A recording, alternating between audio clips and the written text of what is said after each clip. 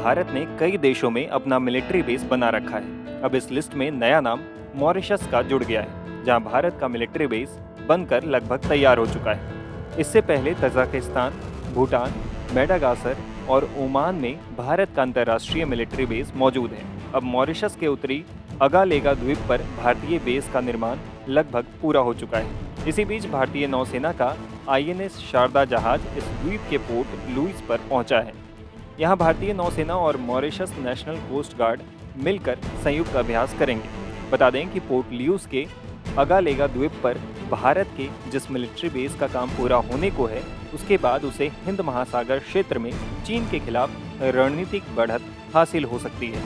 Media reports के मुताबिक इस अड्डे का निर्माण कार्य अब अपने अंतिम चरण में है। इसके साथ ही यहां पर जल्द ही हवाई और नौसैनिक संपत्तियों को लंबे समय तक तैनात किया जा सकता है।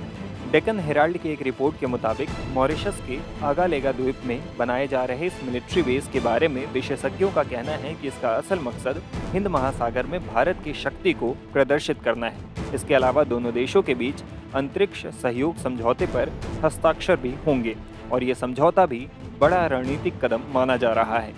इन सभी के जरिए दक्षिण पश्चिम हिंद महासागर में भारत की मजबूत शक्ति को दुनिया के सामने दिखाने की कोशिश की जाएगी। ये वो क्षेत्र है जहां पर चीन की पीपल्स लिबरेशन आर्मी यानी पीएलए लगातार आक्रामक हो रही है। इसी बीच मंगलवार को मॉरिशस के पोर्ट लुइस पर आईएनएस शारदा जहाज पहुंचा। ये जहाज कुछ दिनों तक वहीं रुकेगा। जहाज के पोर्ट लुइस में रहने के दौरान भारतीय नौसेना और मॉरिशस के नेशनल कोस्ट गार्ड के बीच अगले 3 दिनों में संयुक्त बंदरगाह और समुद्री प्रशिक्षण अभ्यास के साथ साथ निगरानी से जुड़ी एक एक्सरसाइज भी होगी। इस निगरानी अभ्यास में पूर्वी अफ्रीका देशों में मौजूद एक्सक्लूसिव इकोनॉमिक जोन यानी EEZ पर नजर रखने का अभ्यास भी किया जाएगा। बता दें कि भारत अब मॉरिशस के साथ एक अहम डील साइन करने वाला है। पोर्ट लुइस के साथ होने वाले इस समझौते का मकसद मॉरिशस के लिए अर्थ ऑब्जर्वेशन सैटेलाइट का विकास करना है। दरअसल भारत के विदेश राज्य मंत्री वी मुरलीधरन भारत से मॉरिशस में गिरमिटिया मजदूरों के पहुंचने के 179 साल पूरे होने के मौके पर देश की यात्रा करेंगे।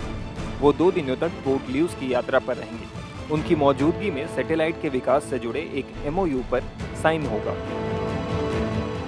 Times now of Bharat digital की रिपोर्ट।